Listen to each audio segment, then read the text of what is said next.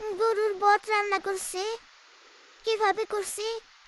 Pressure cooker চুলাই দিছি সিদ্ধ হওয়ার জন্য। তাড়াতাড়ি করে গনের বট সিদ্ধ হইতে চায় না, সব বটগুলি দিয়ে দিছি।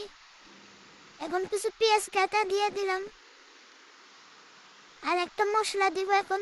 আদা, রসুন, শুকনো মরিচের গুঁড়া, হলুদের গুঁড়া, কিছু তেল, লবণ সব দিয়ে একসাথে দিয়ে নাড়াচাড়া করে কিছুটা কষাইয়া এখন একটু তেজপাতা দিছি 2টা, কিছু গুঁড়া মশলা, গরম মশলা, এলাচি, গোলমরিচ, জিরা সব গুঁড়া দিয়ে আবার ভালো করে নাড়াচাড়া করলাম।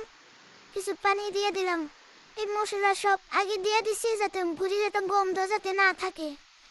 5 মিনিটের মধ্যে চাল দিব। এখন প্রেসার কুকারটাকে ঢাকনা উঠাই দেখবো সিদ্ধ হয়েছে না। এখন সিদ্ধ, পানি তো শুকিয়ে গেছে, সিদ্ধ হয়েছে। এখন কড়াইয়ের ভিতরে ঢেলে দিছি, কিছু নাড়াচাড়া করে ছোট আলু আগে কেটে রাখছিলাম, যে আলুটাকে দিয়ে দিছি। এখন আলুটাকে দিয়ে ভালো করে নাড়াচাড়া করে সরা দিয়ে ঢেকে দিলাম। একটুখানি পানিও দিছি এটার ভিতরে। এখন উঠায় আবার দেখি সিদ্ধ হয়েছে কিনা আলুটা। নাড়াচাড়া দিলাম, দেখি আলুটা সিদ্ধ হয়েছে না। আলুটা সিদ্ধ হয়নি, আবার একটা ঢাকা দিব।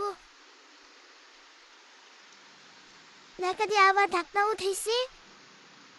এখন আবার নাড়াচাড়া দিতেছি। এবার হয়ে গেছে আমার গরম গরম পরিবেশন।